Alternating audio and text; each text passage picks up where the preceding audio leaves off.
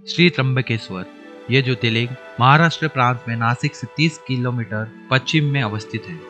इस ज्योतिर्लिंग की स्थापना के विषय में शिव पुराण में यह कथा दी गई है। एक बार महर्षि गौतम के तपोवन में रहने वाले ब्राह्मणों की पत्नियां किसी बात पर उनकी पत्नी अहल्या से नाराज हो गई।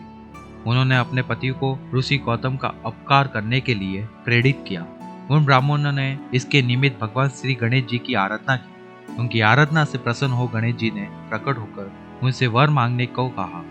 उन ब्राह्मणों ने कहा, प्रभु, यदि आप हम पर प्रसन्न हैं तो किसी प्रकार ऋषि गौतम को इस आश्रम से बाहर निकाल दें। उनकी ये बात सुनकर गणेश जी ने उन्हें ऐसे वर न मांगने के लिए समझाया, किंतु वे अपने आग्रह पर अटल रहे। अंततः गणेश जी को विवश होकर उनकी बात माननी पड़ी।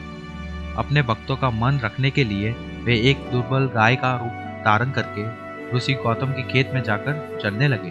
गाय को फसल चरते देखकर ऋषि बड़ी नरमी के साथ हाथ में तृण लेकर उसे हाँकने के लिए लपके।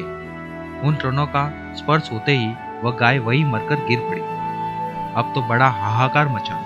सारे ब्राह्मण एकत्र हो गो हत्यारा कहकर ऋषि गौतम की बुरी बुरी भर्त्सना करने लगे। ऋषि गौतम इस घटना से बहुत आश्चर्यचकित और दुखी थे। अब उन सारे ब्राह्मणों ने उनसे कहा कि तुम्हें यह आश्रम छोड़कर अन्यत्र कहीं दूर चले जाना चाहिए।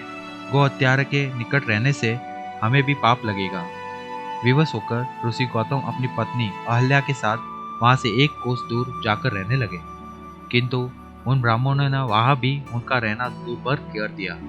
वे कहने लगे, गो हत्यारा के कारण तुम्हें अब वेद पाठ और यज्ञ आदि के कार्य कराने का कोई अधिकार नहीं रह गया है। अत्यंत कातर भाव से ऋषि गौतम ने उन ब्राह्मणों से प्रार्थना की कि आप लोग मेरे प्रायश्चित और उद्धार का कोई उपाय बताओ। तब उन्होंने कहा, गौतम, तुम अपने पापों को सर्वत्र सबको बताते हुए 3 बार पूरी पृथ्वी की परिक्रमा करो, फिर लौटकर यहाँ 1 महीने तक व्रत करो।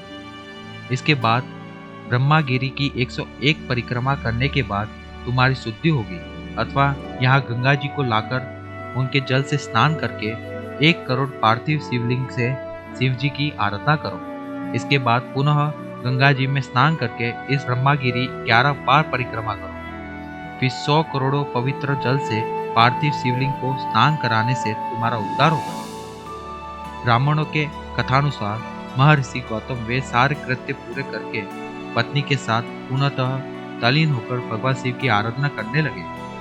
इससे प्रसन्न हो भगवान शिव ने प्रकट होकर उनसे वर मांगने को कहा। महर्षि गौतम ने उनसे कहा, भगवान, मैं यही चाहता हूँ कि आप मुझे गो त्याग के पाप से मुक्त कर दें। भगवान शिव ने कहा, गौतम, तुम सदैव सर्वथा निष्पाप हो। गो हत्या तुम्हें छल पूर्वक लगाई गई थी। छल पूर्वक ऐसा कराने वाले तुम्हारे आश्रम के ब्राह्मणों को मैं दंड देना चाहता हूँ। गौतम ने कहा, प्रभु, उन्हीं के निमित्त से तो मुझे आपका दर्शन प्राप्त हुआ है।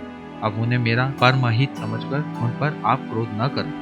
बहुत से ऋषियों, मुनियों और देवगणों ने वहां एकत्र हो गौतम की बात का अनुमोदन करते हुए भगवान शिव से सदा वहां निवास करने की प्रार्थना की। वे उनकी बात मानकर वहां त्र्यंबक ज्योतिर्लिंग के नाम से स्थित हो गए। गौतम जी द्वारा लाई गई गंगा जी भी वही पास में गोदावरी नाम से प्रवाहित होने लगी। ये ज्योतिर्लिंग समस्त पुण्य को प्रदान करने वाला है। इस तरह से भगवान से जुड़े इतिहास को जानने के लिए हमारे त्रिमूर्ति मोक्ष चैनल को सब्सक्राइब करना ना भूलें। धन्यवाद।